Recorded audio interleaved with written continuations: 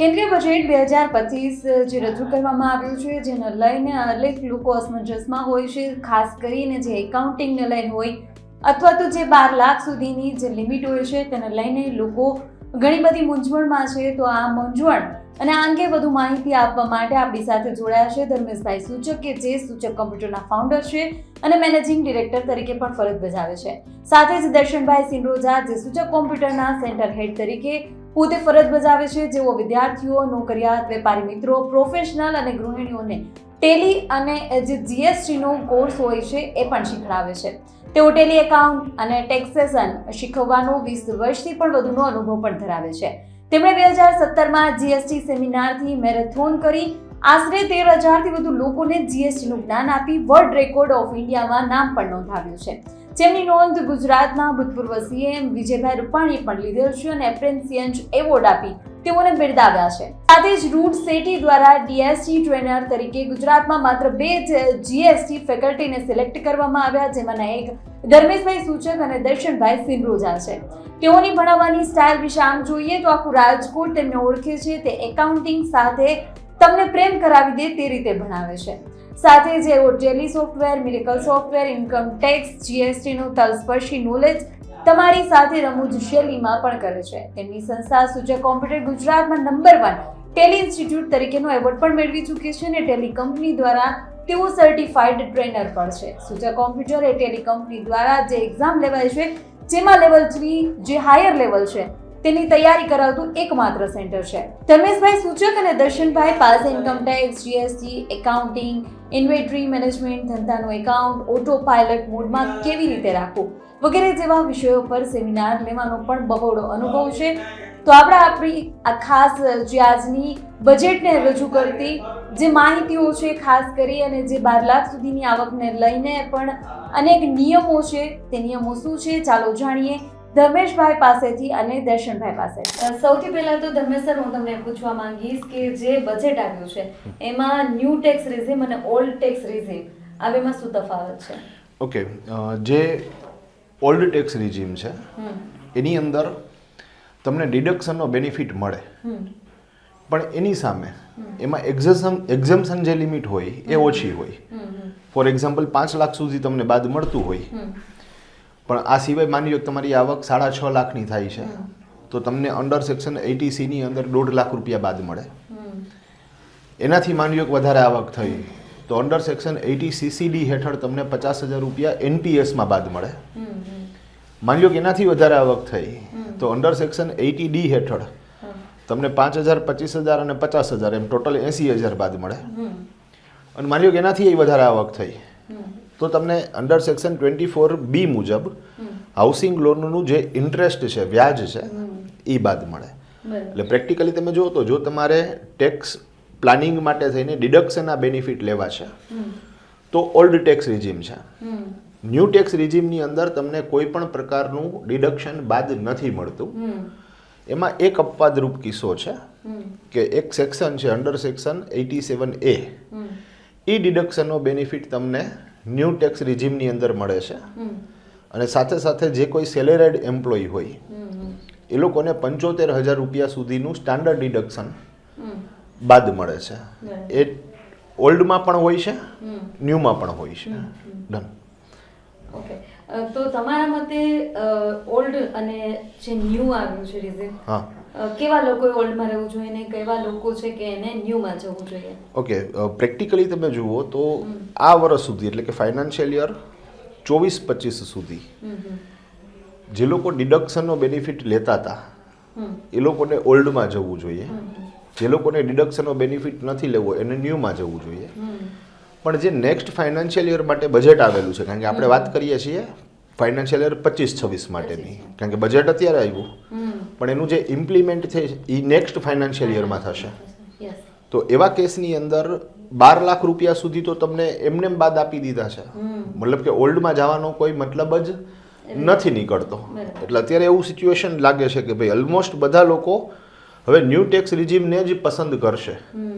અને ઇવન ક્યાંક છુપે છુપે એવું દેખાય છે કે ગવર્મેન્ટ પણ એવું ઈચ્છે છે કે ન્યૂ ટેક્સ રિજીમ આવે. બરાબર. દર્શન સર, આપના માટેનો મારો ક્વેશ્ચન રહેશે કે જ્યારે આપણે બજેટ રિલેટેડ જ્યારે આવકને લઈને કે તમામ મુદ્દાઓને લઈને વાત કરીએ છીએ, એટલે મારો ક્વેશ્ચન એ છે કે TDS એટલે શું, આપણા દર્શક મિત્રોને જણાવશો? ઓકે, આમ જોવા જઈએ તો અકાઉન્ટન્ટ માટે આ બહુ જાણવા જેવી એક વસ્તુ છે કે TDS છે તો એ કેવી રીતે વર્ક કરતું હોય છે. સામાન્ય રીતે આપણે કંઈ સમજીએ તો TDS કોને કહેવાય? તો TDS એટલે એક પ્રકારનો એડવાન્સ ઇન્કમ ટેક્સ. TDS નો બેઝિક મતલબ થશે એક પ્રકારનો એડવાન્સ ઇન્કમ ટેક્સ. રેડી? તો TDS નો કન્સેપ્ટ શું છે? તો કે અમુક ચોક્કસ પ્રકારના વ્યવહારો છે જેમાંથી તમે આવક મેળવતા હોય, તો એ આવક મળતી વખતે જ એની મૂળ જગ્યાએથી ટેક્સ કપાઈ જાય એ રીતનું માળખું એટલે TDS. તો માની લ્યો કે તમને કંપનીમાંથી સેલેરી મળે છે, તો સેલેરી મળતી વખતે જ તમારો ટેક્સ કપાઈ જાય. હવે અહીંયા ચોખવટ એ કરવાની થાય કે અહીંયા ટેક્સ કપાય છે તો એ કયો ટેક્સ કપાય છે? તો કે એ ઇન્કમ ટેક્સ કપાય છે. એટલે એનો મતલબ એવો થયો કે વર્ષ દરમિયાન તમારો જ્યાંથી TDS ડિડક્ટ થયો છે એ તમને ફાઇનલ ઇન્કમ ટેક્સ મળવાની સામે શું મળી જશે? બાદ મળી જશે. તો TDS એટલે એક પ્રકારનો એડવાન્સ ઇન્કમ ટેક્સ, જેનું ફૂલ ફોર્મ થાય ટેક્સ ડિડક્ટેડ એટ સોર્સ. અચ્છા, હવે જ્યારે TDS શું એ આપણે જાણ્યું, તો આ બજેટમાં TDS માં શું ચેન્જીસ આવ્યા છે? ઓકે, બહુ સરસ પ્રશ્ન છે કે ઇન્કમ ટેક્સની અંદર જે TDS છે તો એની અંદર નાના ઘણા બધા ચેન્જીસ આવ્યા છે જે એકાઉન્ટન્ટોએ એકાઉન્ટ લખતી વખતે ધ્યાનમાં રાખવા પડશે. તો મેઇન આપણે વાત કરીએ તો TDSના 3-4 પ્રકારના વ્યવહારો છે. એક છે સેક્શન 194A જે ઇન્ટરેસ્ટની સેક્શન છે. તો ઇન્ટરેસ્ટની અંદર નોર્મલ સિટીઝનને સૌથી પહેલાં તો 40,000 સુધીનું ઇન્ટરેસ્ટ બાદ મળતું હતું, જેમાં TDS નહોતો લાયેબલ થતો. હવે એ લિમિટ વધારી અને સરકારે 50,000 કરેલી છે. સિનિયર સિટીઝનને બહુ મોટો બેનિફિટ આપેલો છે. તો સિનિયર સિટીઝનને FD ઇન્ટરેસ્ટ ઉપર જૂની લિમિટ 50,000ની હતી, જે વધારીને આ લોકોએ 1 લાખની કરી આપેલી છે. અને આ સાથે અનસિક્યોર્ડ લોન્સ છે બધી, જેમાં TDSની જૂની લિમિટ 5,000 સુધીની હતી, જે વધારી અને 10,000 સુધીની કરી દીધેલી છે. પ્લસ તમે જુઓ તો 194 છે જે પ્રોફેશનલ ફી માટેની સેક્શન છે, તો એ લિમિટ પણ 30,000થી વધારી અને 50,000 સુધીની કરી આપેલી છે. આ સાથે રેન્ટની અંદર પણ અપડેશન છે. તો 194I મુજબ રેન્ટ છે તો જૂનો રેન્ટનો નિયમ 2,40,000 સુધીનો હતો. હવે એ લોકોએ મંથલી 50,000 સુધી TDSમાં લાયેબલ નથી રાખ્યું. એટલે હિસાબ આપણે કરીએ તો વાર્ષિક 6 લાખ સુધી રેન્ટની ભાડા ઉપર TDS છે તે લાગુ નથી પડતો. અને મેઇન જોઈએ તો 194B છે જે લોટરી છે, ગેમ શો છે, પઝલ્સ છે, તો એમાં પણ એ લોકોએ અપડેશન કરેલા છે. તો એમાં એક સરસ અપડેશન છે. અત્યાર સુધી જે TDS હતું એ 10,000થી મોટી રકમ હોય એના ઉપર હતું. 10,000થી મોટી વિનિંગ લોટરી હોય અને એ વાર્ષિક હતું. હવે એ લોકોએ સિંગલ ટ્રાન્ઝેક્શન ઉપર 10,000 રાખેલા છે.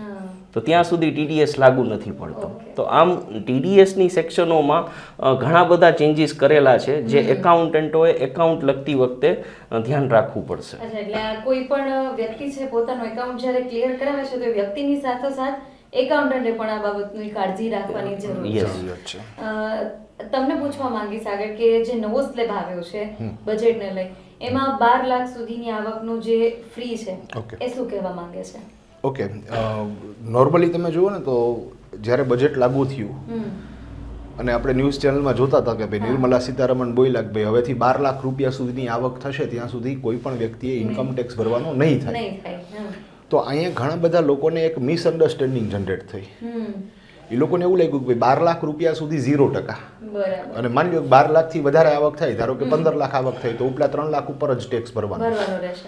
તો એવું નથી એકચ્યુઅલી, કારણ કે ઇન્કમ ટેક્સના જે નવા સ્લેબ છે એ 4 લાખથી શરૂ થાય છે. તો 4 લાખ સુધી 0% છે.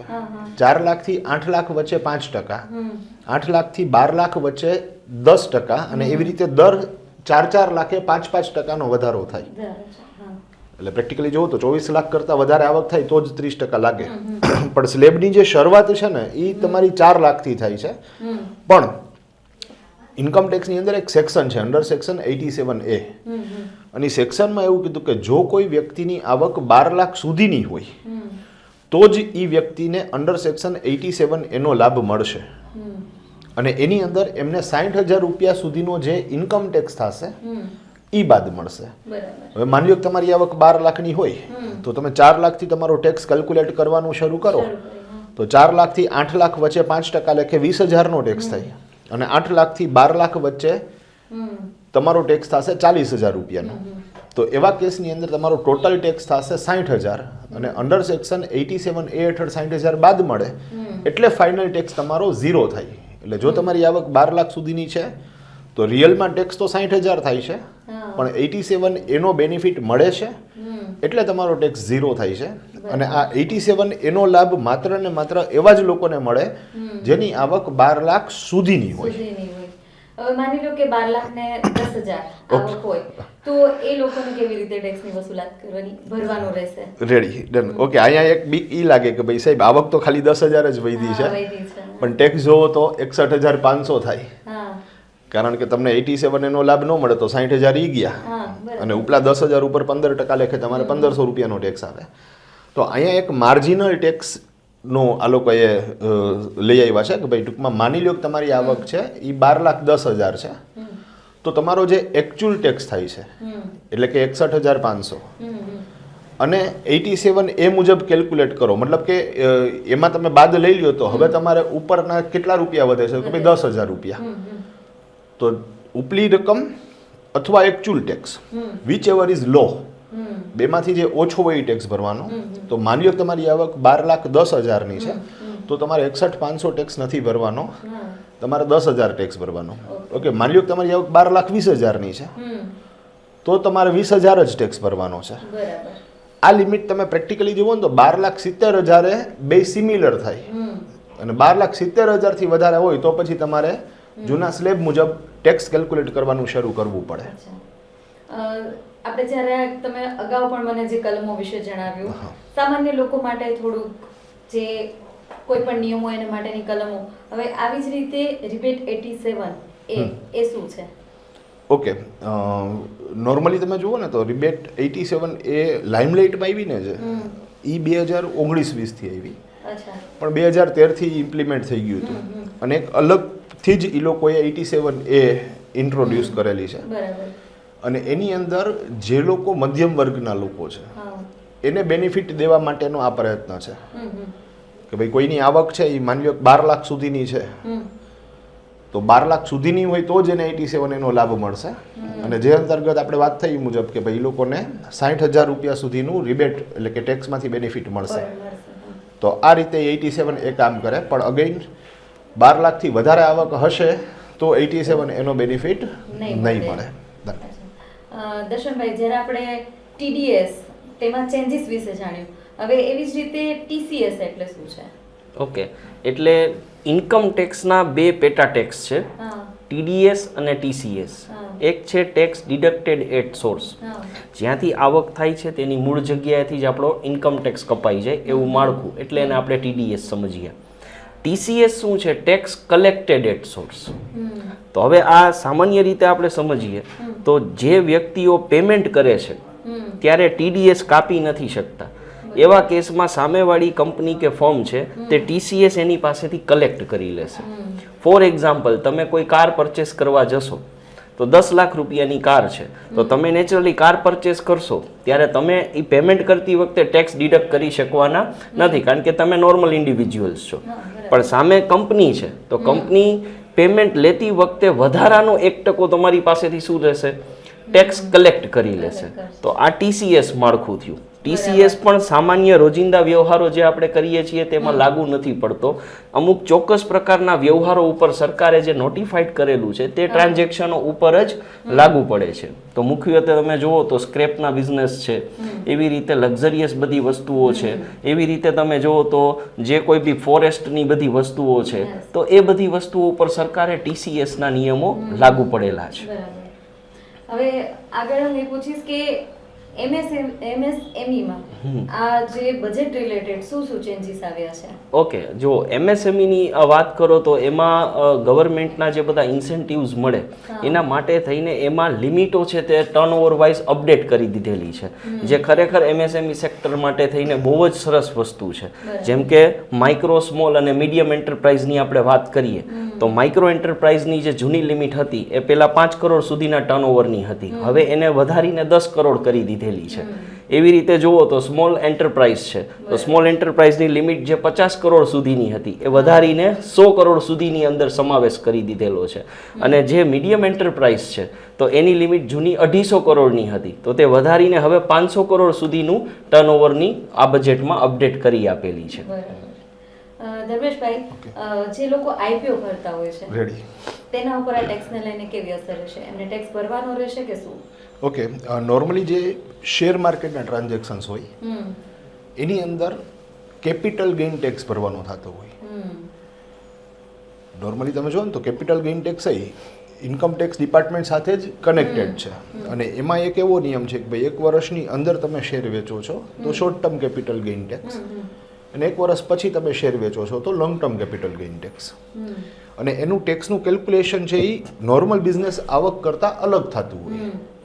પણ હવે ઘણી વખત એવું થતું હોય કે ઘણા બધા લોકો એવા છે કે જે લોકો પોતાની નાની નાની બચતમાંથી આઈપીઓ ભરતા હોય અને એનો લિસ્ટિંગ ગેઇન મેળવતા હોય, તો ત્યાં લોકોને એવો એક પ્રશ્ન થાય કે ભાઈ અમારું રૂટીન કામ આ પ્રકારનું છે કે અમે આઈપીઓ પરચેસ કરીએ, મતલબ કે ઇસ્યુ ભરીએ અને ધેન આફ્ટર લાગે એટલે અમે 1-2 દિવસમાં વેચી નાખીએ, લિસ્ટિંગ ગેઇન કરીએ.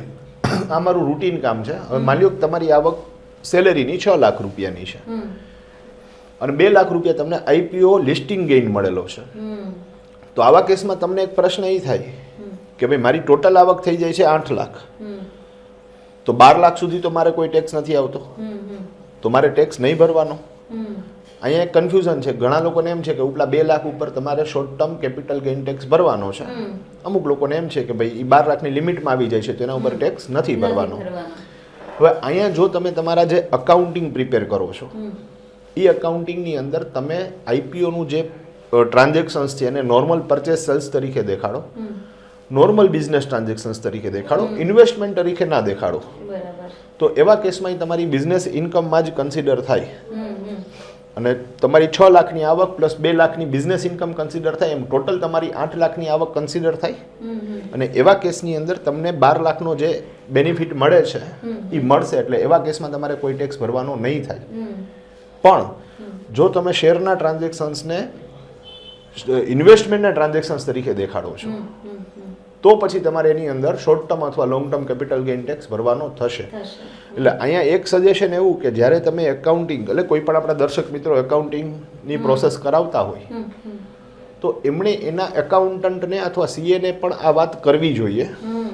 કારણ કે ઘણી વખત એક ક્લેરિટી નથી આવતી ને એના હિસાબે એને ટેક્સનું બર્ડન વધી જાય છે. ઘણી વખત આ વસ્તુની ખબર જ નથી અને સીએ કે જે એકાઉન્ટન્ટ છે હવે એને ખિસ્સામાંથી તો ટેક્સ દેવાનો નથી, તો એ જો એને કેપિટલ ગેઇન ટેક્સ તરીકે કન્સિડર કરાવે તો એવા કેસમાં એને ટેક્સ ભરવાનો થશે. પણ બિઝનેસ આવક તરીકે કન્સિડર કરાવશે તો ટેક્સ ભરવાનો નહીં થાય. અહીંયા બીજી એક વસ્તુ ખાસ આપણા દર્શકો માટે કે તમે જો બિઝનેસ આવક તરીકે દેખાડો છો તો તમારે એ કન્સિસ્ટન્ટ રાખવું પડશે. મતલબ કે એવું નહીં કે 1 વર્ષ તમે ઇન્વેસ્ટમેન્ટ તરીકે દેખાડ્યું અને કેપિટલ ગેઇન ટેક્સમાં લોંગ ટર્મ કેપિટલ ગેઇન ટેક્સનો લાભ લીધો, બીજે વર્ષે પાછું બિઝનેસ આવક તરીકે દેખાડી દો. તમે જે એકાઉન્ટિંગ સિસ્ટમને ફોલો કરો છો એ તમારે કન્સિસ્ટન્સી મેન્ટેન કરવી પડશે. તો એ એક ખાસ મગજમાં રાખવાનું આપણા દર્શક મિત્રોએ. હવે જ્યારે 12 લાખ સુધીની આવકની વાત કરીએ, ઘણા બધા ફાયદાઓ બજેટમાં દેખાય છે. જેમ તમે જણાવ્યું કે જે બજેટનું આખું માળખું છે બજારને 2025માં જે જાહેર કર્યું પણ એની અસરો 2026માં આપણને દેખાશે. તો આપના મતે આ જે બજેટ છે એ સામાન્ય લોકો માટે કેટલું ફાયદાકારક છે? ઓકે, પ્રેક્ટિકલી તમે જુઓ તો અત્યારે તમે ગમે એને મળશો, લોકો બજેટથી ખૂબ જ ખુશ છે, ખાસ કરીને મધ્યમ વર્ગ. બીજું જે ઓલ્ડ રિજીમ અને ન્યૂ રિજીમના ડિફરન્સીસ છે એના હિસાબે લોકોના હાથમાં એક લિક્વિડિટી વધશે. અત્યાર સુધી શું થતું હતું કે ભાઈ માની લો કે તમારી આવક 9-10 લાખની છે પણ ઓલ્ડ રિજીમની અંદર તમે બધા ટેક્સના બેનિફિટ લ્યો તો એવા કેસની અંદર તમારે ટેક્સ 0 થઈ જતો, પણ એના માટે તમારે 1.5 લાખ રૂપિયા પીપીએફમાં રોકવો પડતો, તો તમારે 50,000 રૂપિયા એનપીએસમાં નાખવા પડતા હતા, તમારે મેડિક્લેમનું પ્રીમિયમ ભરવું પડતું હતું. તો આ બધું જાય છે તો હાથમાં તો તમારા ઓછા જ રહેશે. મતલબ કે લોકોનો પરચેસ પાવર હતો એ ઓછો હતો. હવે અહીંયા ડિડક્શન કાઢી નાખ્યા અને તમને પૂરેપૂરા 12 લાખ બાદ આપી દીધા. એનો મતલબ એમ કે ટેક્સનો તો બેનિફિટ થયો જ, એટલે ટેક્સ જેટલી રકમ તો તમારી હાથમાં વધી જ, પણ સાથે સાથે તમે જે અન્ય જગ્યાએ ઇન્વેસ્ટમેન્ટ કરતા હતા એ રૂપિયા પણ તમારી પાસે વધ્યા. અને એ કેસની અંદર તમારી લિક્વિડિટી વધી એટલે તમારો પરચેસ પાવર વધશે. હવે લોકો એર કન્ડિશન લેશે, ફ્રીજ લેશે, ટીવી લેશે, વ્હીકલ લેશે, પોતાની ગ્રોસરી પરચેસ કરશે. ટૂંકમાં એ ઘણી બધી જગ્યાએ રૂપિયા વાપરશે. તો અહીંયા પ્રેક્ટિકલી તમે જુઓ ને તો સરકારે સાહેબ અહીંયા લિક્વિડિટી વધારી દીધી. અત્યારે એક ઇકોનોમિકલ ટર્મ્સ મુજબ વાત કરું તો નોર્મલી માર્કેટની અંદર ગવર્મેન્ટ CRRના રેટ ઘટાડે, કેશ રિઝર્વ રેશિયોના રેટ ઘટાડે, તો એના હિસાબે માર્કેટમાં ઘણા બધા રૂપિયાઓ આવે અને બેંક એ રૂપિયાને લોન તરીકે આપે. હવે સરકાર પાસે એક ક્રાઇટેરિયા ફિક્સ થઈ ગયું કે ભાઈ આનાથી વધારે CRR ઘટાડી શકાય એમ નથી, તો હવે લિક્વિડિટી વધારવા શું કરવું? તો મને એવું પર્સનલી લાગે છે કે ભાઈ આ એક રીત છે કે જેનાથી માર્કેટમાં લિક્વિડિટી વધશે અને અહીંયા દરેક બિઝનેસ બૂસ્ટ થશે, કારણ કે નેચરલી ડિમાન્ડ વધશે તો સપ્લાય વધશે, પ્રોડક્શન વધશે અને ઇકોનોમીની અંદર રૂપિયા આવશે. તો એ બેનિફિટ વસ્તુ છે. સાથે સાથે તમે જો બજેટની હાઇલાઇટ જોઈ હોય તો જે કિસાન ક્રેડિટ લિમિટ 3 લાખની હતી એ 5 લાખ કરી નાખી. એ જ રીતે મેડિકલની સીટો વધારી, એ જ રીતે એન્જિનિયરિંગની સીટો વધારી. તો પ્રેક્ટિકલી તમે જુઓ તો સ્ટુડન્ટ માટે પણ પોઝિટિવ બજેટ છે, ખેડૂતો માટે પણ પોઝિટિવ બજેટ છે અને ઘણી જગ્યાએ અમને એવી સરસ મજાની ક્રિએટિવિટી જોવા મળી. આ લોકોએ 100 જેટલા જિલ્લાઓ ચૂઝ કર્યા અને એમાં જોયું ભાઈ અહીંયા જેટલું ખેતીનું પ્રોડક્શન થવું જોતું હતું એટલું નથી થતું. તો એવા કેસની અંદર એ લોકોએ ત્યાંના ખેડૂતોને શિક્ષિત કરવા માટે થઈને પણ બજેટમાં ફાળવણી કરી છે. અને પ્લસ અત્યારે તમે ઇન્ડિયાની એક કન્ડિશન છે, ખાસ એગ્રીકલ્ચર માટેની વાત કરું તો આપણે દાળ છે એ આયાત કરીએ છીએ. તો આ લોકોએ એ એક ટાર્ગેટ રાખ્યો કે ભાઈ હવે ખેડૂત કોઈ દાળ બનાવશે, તુવેર છે કે મસૂર છે કે અડદ છે, બરાબર, તો એ સરકાર પોતે પરચેસ કરી લેશે અને સારા ભાવે પરચેસ કરી લેશે. તો સાહેબ અહીંયા ખેડૂતોને પણ ફાયદો થયો છે, અહીંયા સ્ટુડન્ટને પણ ફાયદો થયો છે, ખાસ કરીને ગૃહિણીઓ કે જે લોકોના હાથમાં પૈસા ઓછા આવતા હતા હવે પૈસા વધારે આવશે તો સરસ રીતે એ લોકો આ પૈસાનો યુઝ કરી શકશે. તો ઓવરઓલ બજેટ છે એ ફૂલ ગુલાબી છે ને બહુ સરસ છે. એટલે આ બજેટ સામાન્ય લોકોથી લઈ અને ગૃહિણીઓ તમામના માટે, પછી એમાં વિદ્યાર્થીઓ, ખેડૂતો બધાને આવરી લે, ફાયદાકારક બજેટ છે. દર્શનભાઈ, જ્યારે આપણે બજેટની વાત કરીએ તો બજેટના દિવસે પણ જ્યારે બજેટ રજૂ થયું, શેર માર્કેટમાં ઘણી બધી ઉથલપાથલ જોઈ હતી. આપના મતે શેર માર્કેટ માટે આ બજેટ આવતા વર્ષ માટે કેવું રહેશે? આમ જેમ ધર્મેશભાઈએ વાત કરી કે આ બજેટ ફૂલ ગુલાબી છે, તો તમે જોશો કે જે લોકોને કમ્પલસરી ઇન્વેસ્ટમેન્ટ કરવું પડતું ખાલી ને ખાલી ટેક્સ બચાવવા માટે, એ હવેથી નહીં થાય. હવે એ જ લોકો ઇન્વેસ્ટમેન્ટ કરશે જેને ખરેખર ઇન્વેસ્ટમેન્ટ કરવું છે. અત્યાર સુધીની સિચ્યુએશન શું હતી કે સેલેરાઇડ પર્સન છે એને ટેક્સ બેનિફિટ લેવા માટે થઈને ફરજિયાત ઇન્વેસ્ટમેન્ટ કરવું પડતું, જે હવે 12 લાખ સુધીનો નિયમ આવેલો છે તો ત્યાં એ નીકળી જશે. તો આ કેસમાં આ જે પૈસાની જે કમ્પલસરી ઇન્વેસ્ટમેન્ટ થતું એની જે બચત થવાની છે એ નેચરલી કાં તો ગોલ્ડમાં ઇન્વેસ્ટ થશે કાં તો શેર માર્કેટમાં ઇન્વેસ્ટ થશે. એટલે આ જોતા એવું લાગે છે કે આવનારા સમયમાં શેર માર્કેટ છે એમાં તેજી આપણને જોવા મળશે. આ બંને ઉપસ્થિત થયા, શેર માર્કેટને લઈને હોય કે ખેડૂતોને લઈને હોય, વિદ્યાર્થીઓને લઈને જે આપણું બજેટ છે, જેમ જણાવ્યું કે ફૂલ ગુલાબી બજેટ છે અને ગૃહિણીઓથી લઈ તમામ જે વર્ગના લોકો છે એના માટે ખૂબ જ ફાયદાકારક છે. ઉપસ્થિત થવા બદલ આપનો ખૂબ ખૂબ આભાર. Thank you.